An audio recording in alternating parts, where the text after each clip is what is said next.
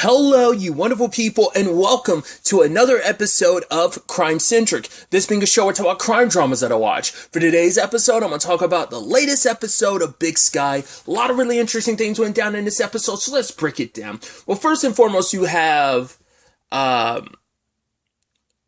Jenny and Bo investigating this murder, which obviously that case ended up being a lot creepier than I thought it was going to initially be. But to be fair, it's like, well, we have the murderer in like a wolf mask and everything. That's kind of wild. The fact it took a lot of dark turns, but I guess it also makes sense because it's spooky season. And I wonder, was that Bo or was that Popperneck that had that line of a werewolf? And the first time for that or something like that, which I think that came from Bo, but maybe I'm wrong. Once again, I cannot help but read too much of anything like that because I'm like, oh, if that was Bo who said it, obviously that's being super cheeky, just because it's like, well, obviously, Jensen played Jared. Not Jared. Jeez. Jensen played Dean on Supernatural. Obviously, they've crossed paths with werewolves plenty of time. That's why I'm like, I don't know if I'm reading too much into it. I most likely am. Because sometimes I feel like I'm reading too much into lines. Because he's even brings up this episode. He's like, oh, I have a brother. It's like, yeah, this character is allowed to have a brother, Michael. It doesn't just mean like, oh, could I be? It's like, shut up. I'm thinking too much about everything. That werewolf line and the brother line like made me just like perk up too much. I'm like, shut up. I can't stop my brain from just immediately making those connections. Either way,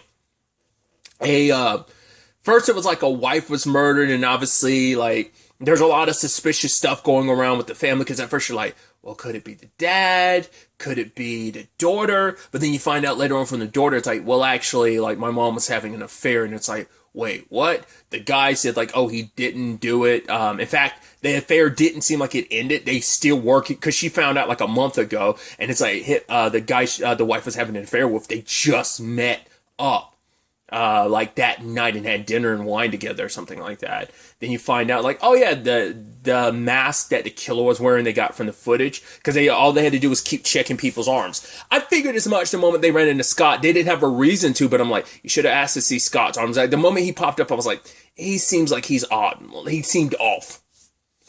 I was just like, oh, it's just like the fact is, once again, it kind of plays into like, you always will have met the killer at least once, your typical like crime drama procedural type of situation. But also it's just like, he just popped into me like, oh, there's no way it could be so-and-so. Like he's a good husband, good dad. There's no way he could be the killer. And it's like, that guy, once again, they just never, he's the one person they never bother checking his arm. I mean, to be fair, they never checked the husband's arms either. But the Scott dude, the moment they introduced him, I was like, it's probably going to be him, huh? I was like, but what would be his reasoning for it? Because obviously it seems like the husband would have the motive because, oh, he potentially found out about the affair and stuff like that. He had an alibi, but Scott was like, yeah, he stepped out in long enough to commit this murder. It's like, well, he probably did that to throw him under the bus, but still. Or maybe the argument is, maybe the husband being gone was long enough for Scott to go off and do the murder, so it kind of gave him an alibi, but also an opportunity.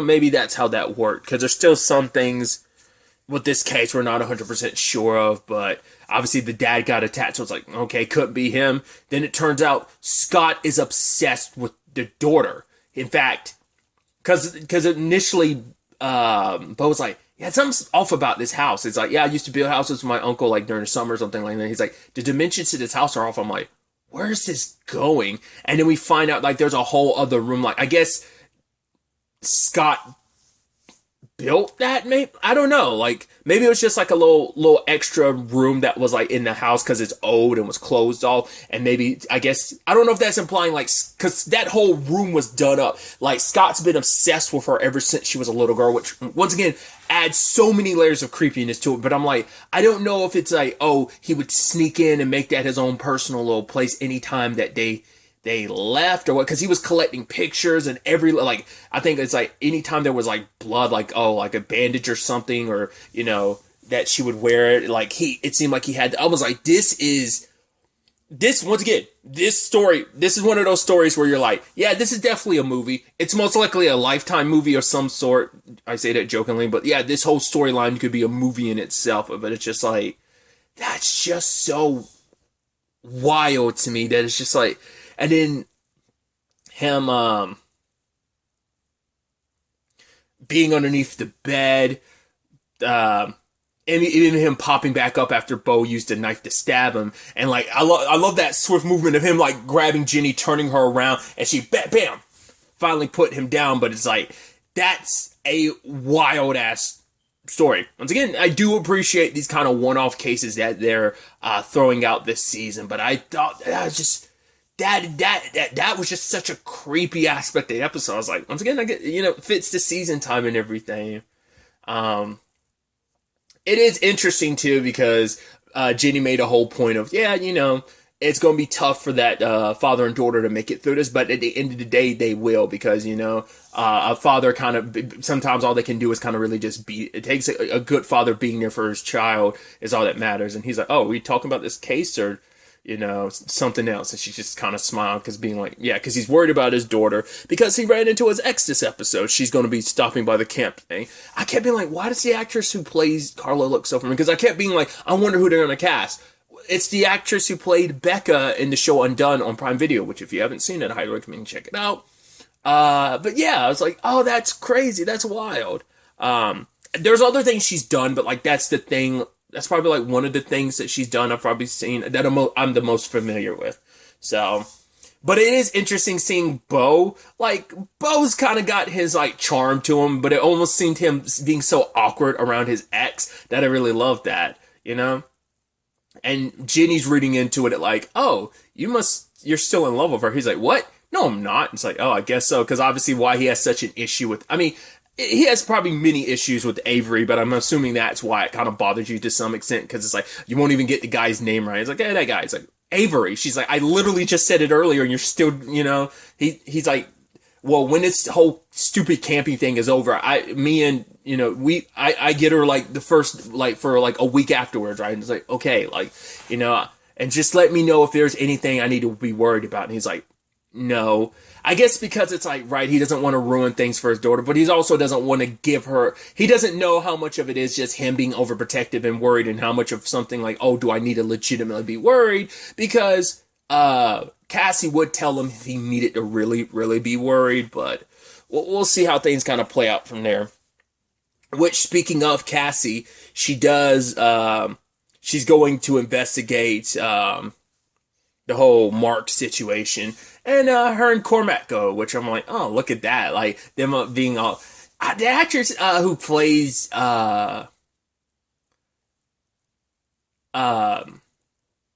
Cassie, geez. She's like, it's just every time she smiles, you almost go like, oh man, she's got one of those smiles that can light up the world, dude. It's like, it's such a good smile. You're just like, man, she has a great smile, dude. Because I think she also has dimples too. So I don't know. I'm a weirdo.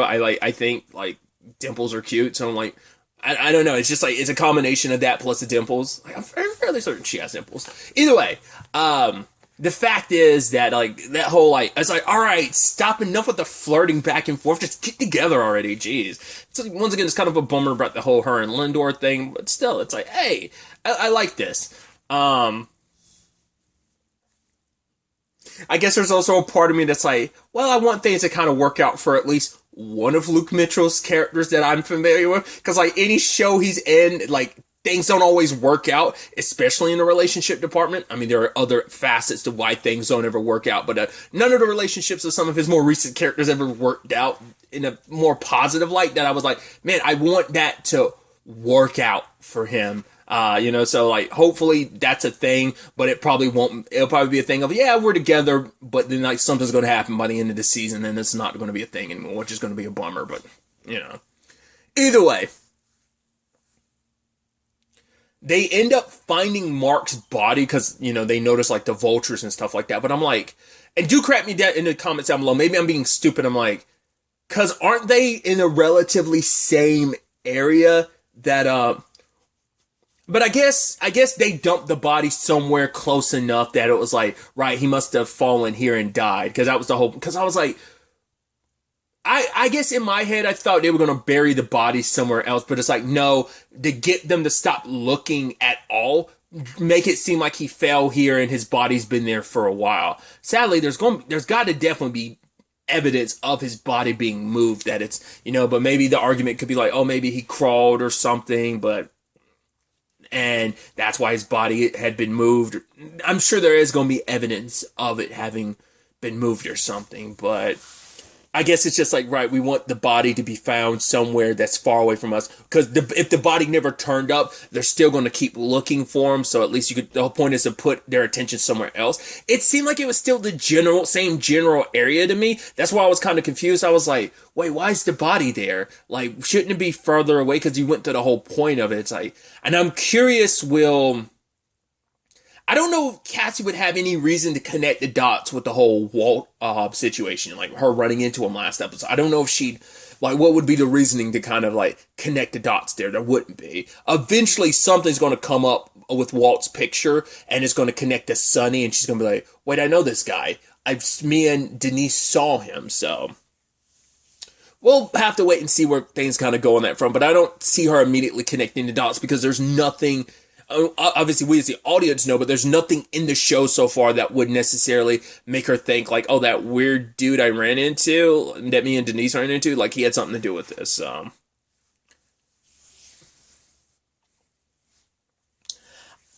we also got some other interesting answers this episode, too. We found out that, so Buck is 100% aware of Walt. It does seem like that is. So I also kind of got my answer of, because I had been bouncing back and forth about what's the Walt's relationship to the rest of the family. So it does seem like he is a baby. He is a child from a different relationship. But it seems like, because Buck's like, okay, the thing he did in the past was he killed his family because he burned them in their own house or something like that. But it was his adopted parents. She's like, I gave birth to him and everything. So I'm like, okay, so she had to give him, maybe because she couldn't raise him on her own because whatever his father's circumstances were, or whatever her circumstances were, maybe she gave him up for adoption. But maybe like after he murdered his family, like she took him in. I'm wondering, and I brought up previously, I was curious whether or not Cormac or Buck knew about it. Seems like Buck knew immediately. The moment he saw the carved hearts in the woods, it's like, oh, it's Walt, isn't it? He had something to do with it. It's like, no. Did he have anything to do with the missing backpacker? Yes, but she's saying no. And it's like, oh, what about missing Paige? It's like, no. He obviously had nothing to do with that.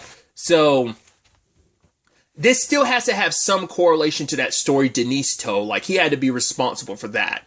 Because it seems like Buck's mainly talking about what happened to his parents, but maybe he's done other stuff too. And Buck was like, right, I let him stay here, but he had to stay out in the woods and stay away from her family. Because even Buck's like, Cormac is our child. So you're like, okay. So like I said, that's the complicated rub of it all, of like, oh yeah, Walter's not mentally okay, but Cormac's like the golden child. So I'm sure that's going to like, Walt's going to harbor some resentment because of that. So we'll see if that, I would assume they're going to kind of play into that in maybe in some future episode, but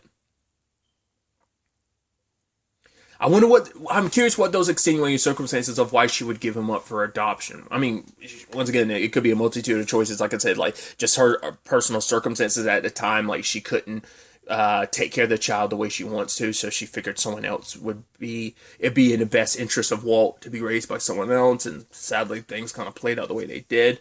Makes you wonder, does that kind of just stem from Walt, or is that something in her that got passed down to Walt that maybe isn't in Cormac? You know, who knows what his circumstances are that kind of led him to being what he is, because, well, Buck wants him to leave. It's like, get him as far away from here because he's going to be your undoing. Trust me. So you're like, okay, that's some heavy foreshadowing.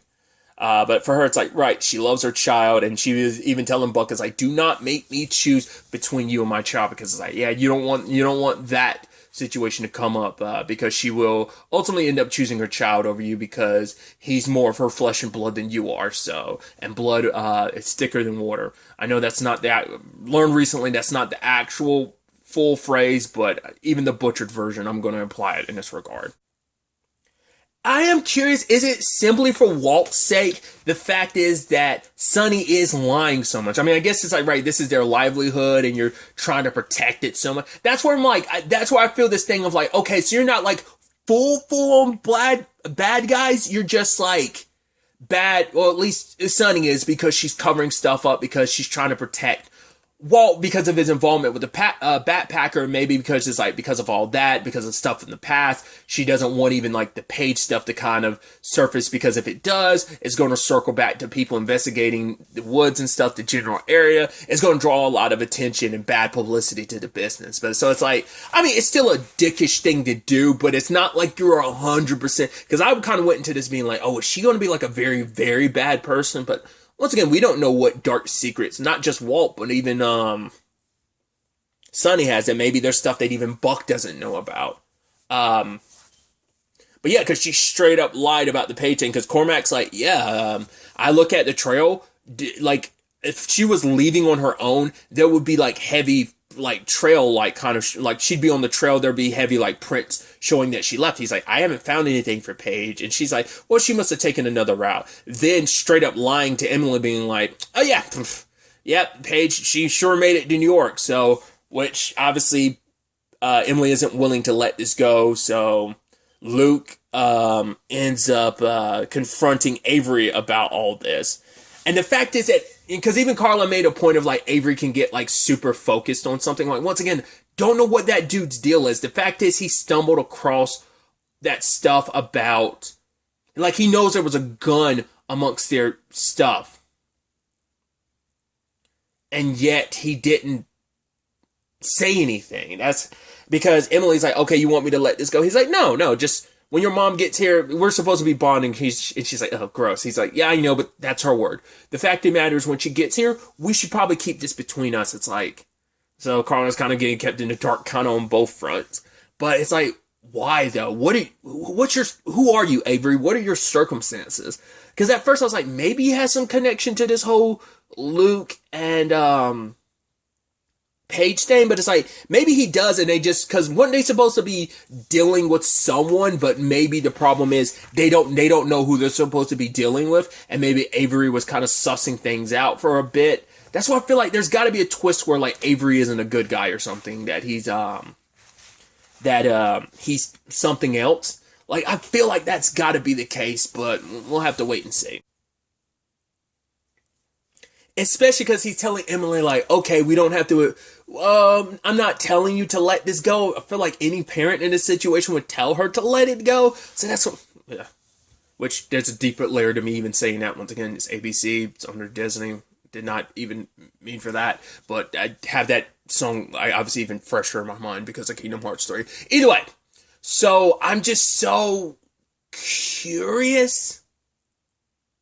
I don't know, I'm so curious to what his circumstances are. That's so interesting. And once again, Emily isn't willing to let it go, and she's talking to Luke, and he's like, yeah, I'm telling you, I didn't do anything to Paige. I wouldn't do anything to her. But then we find out, well, later on, we find out that Walt has Paige, but her leg is messed up, so maybe he tried to do something, but she got away, and maybe he doesn't want to let anyone know that he got attacked or something like that, because if Emily gets found, maybe, not Emily, but if Paige gets found, it's going to be like, oh, yeah, Luke tried to hurt me or something. I mean, once again, the last time we saw him before, like, he showed up again with those wounds and Emily found him, it's like, yeah, he had a rock in his hand like he was going to attack her, so I don't know. It could just be like, oh, she hurt herself running or whatever. Or she fell somewhere and slipped and hurt herself. I don't know. He does at least admit to Emily there was someone else out there. So that makes me think like maybe I don't know. Maybe it got super dark and he didn't get a good look at Walt.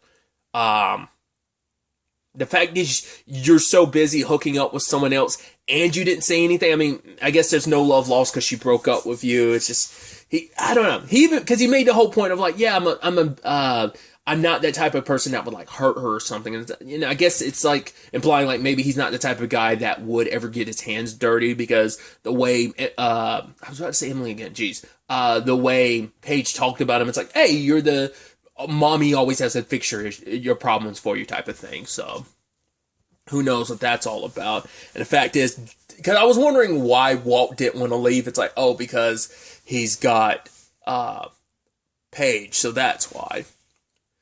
Which, speaking of the Paige and Luke thing, we got some more with Dono and Tanya this episode.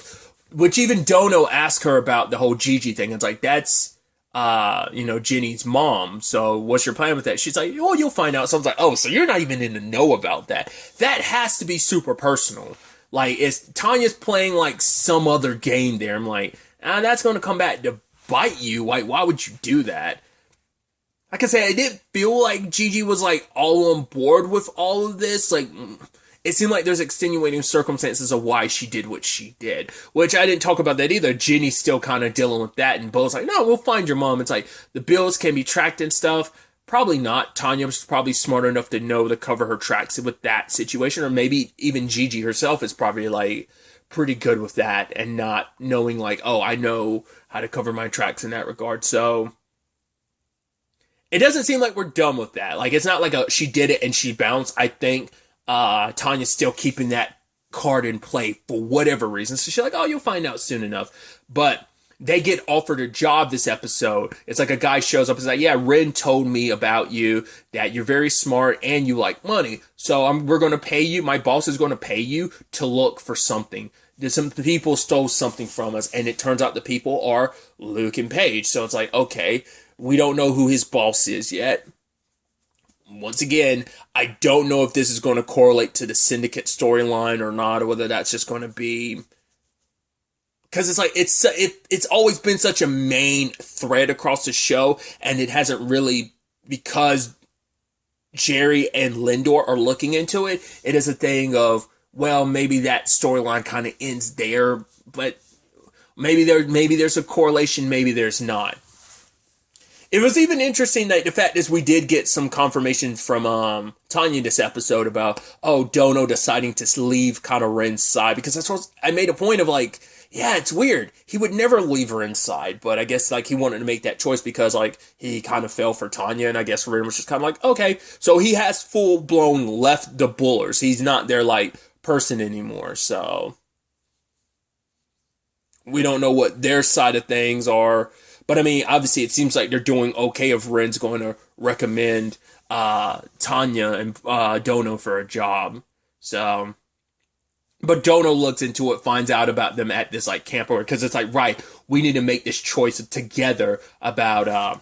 Which I'm like, like I said, I caught like vibes of it last season. They're probably going to lean into it even more, but there is really cute moments between them where he's like, oh, he made her this pie, and she's like, oh my god, this is delicious, when you gonna put it on the menu? He's like, no, it's not gonna go on the menu, it's just for you. I was like, that's really sweet. And she's like, yeah, like the fact is we're business partners, so we're in this together, so we make this choice together. Because Dono's like, yeah, with this type of business, it's usually like we're gonna locate these people, most likely kill them, and have to dispose of the bodies, and then we get paid. So he's like, if we're deciding going into this, if we go into this, we're gonna have to keep that in mind.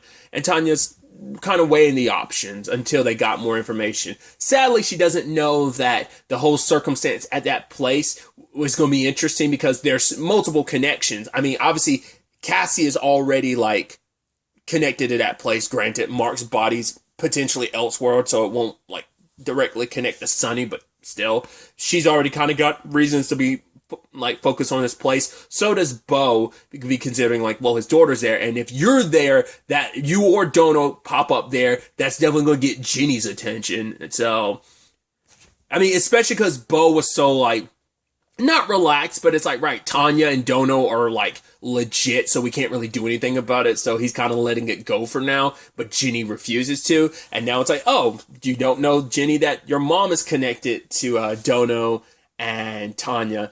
Oh, also, maybe Bo's tune is going to change a little bit when Dono and Tanya show up and they're connected to the place your daughter's at. That might change his tune completely. So, a lot of interesting threads being pulled in multiple directions. Figuring out how it all is ultimately going to connect, where some of these storylines are going. It's definitely going to be interesting to see what happens next in the next episode. But really, that's all I'm going to talk about. Till the next time we meet, be happy, be safe, live life to the fullest, and enjoy it. Good day, and goodbye.